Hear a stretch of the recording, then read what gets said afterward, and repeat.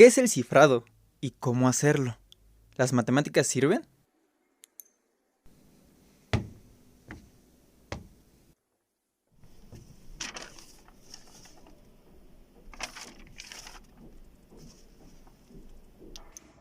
Ok, lo que nosotros nos acabamos de encontrar es esta carta.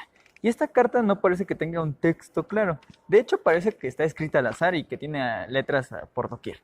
Pero en realidad, esto podría ser más complicado de descifrar si no conociéramos el idioma en el que está escrito. Si está en español, está en inglés o está en francés, pues depende de donde nos encontremos, el alfabeto cambia.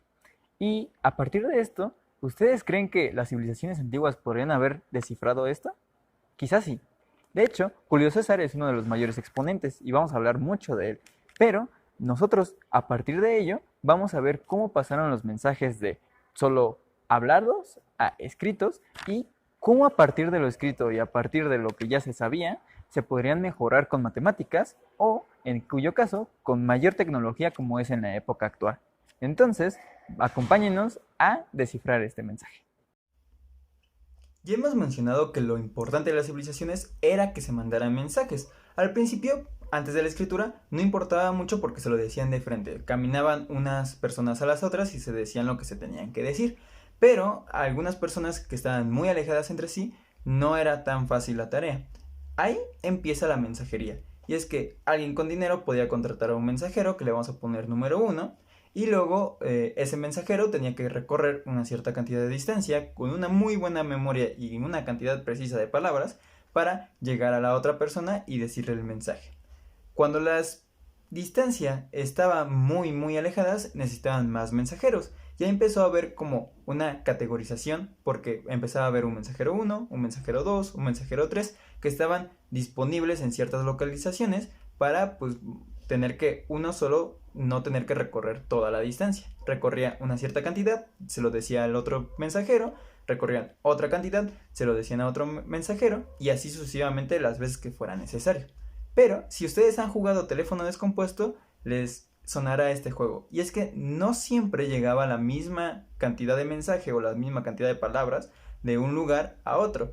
Pues o se acaba un mensaje totalmente distinto o no llegaba el mensaje como tal. Esto fue un problema. Con la escritura, esa herramienta mejoró en demasía.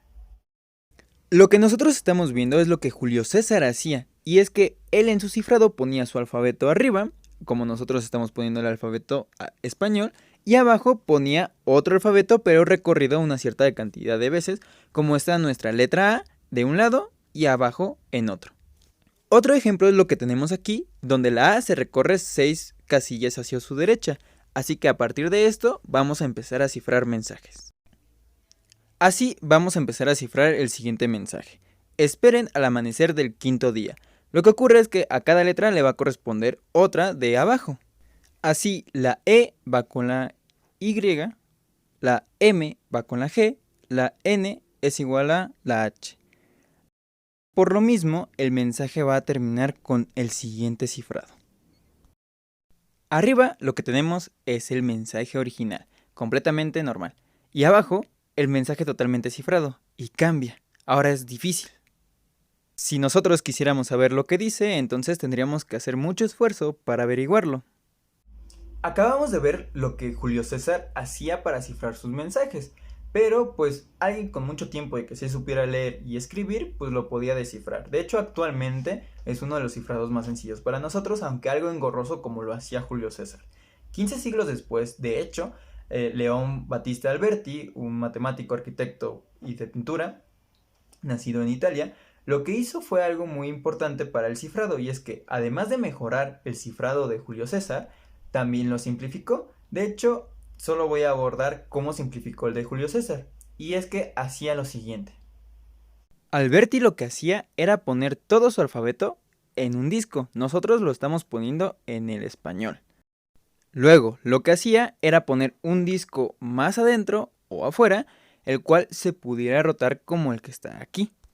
Por lo que, en lugar de hacer columnas con el alfabeto y después desplazar una de ellas como lo hacía Julio César, Alberti podía hacerlo varias veces, siendo que solo tenía que rotar uno de los discos y después ver qué letra correspondía con cuál.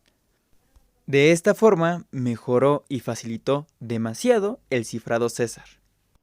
Conforme la gente empezaba a escribir y a leer de manera más regular, y además de que se empezaron a popularizar estos tipos de cifrados, tanto de César como de Alberti, empezaron a ver, pues, ahora una competencia de ver quién lo hacía mejor y cómo. Empezaron a ocultar mensajes de todo tipo de maneras, incluso había tinta invisible desde hace muchísimos años. Pero algo muy importante es que las matemáticas tenían un papel muy importante en todo esto, y es que a partir de ellas se puede cifrar de mejores maneras.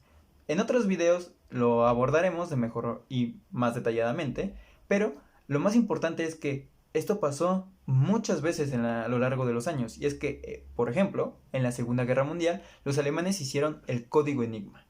Ese código lo habían hecho ellos a base de una máquina muy elaborada y era muy difícil de descifrar. De hecho, Alan Turing, un matemático, junto con un equipo, tuvieron que hacer una máquina, las primeras computadoras, para poder descifrar esas cosas o esos mensajes.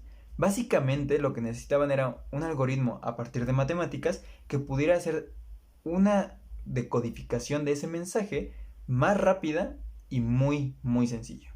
Pero, obviamente, era una carrera contra reloj. Y casi siempre cuando están estas batallas de que alguien empieza a cifrar de una mejor manera, alguien empieza a hacer otras herramientas para descifrarlo. Y aquí empieza a haber tecnologías que actualmente empezamos a usar y se seguirán ocupando. Lo más natural para ver algo descifrado es de que pues, las cuentas bancarias necesitan tipos de cifrados para ocultar y resguardar nuestra información. Así que las matemáticas, en parte, nos ayudan y nos ayudan a hacer cosas de mejor manera. Hasta la próxima.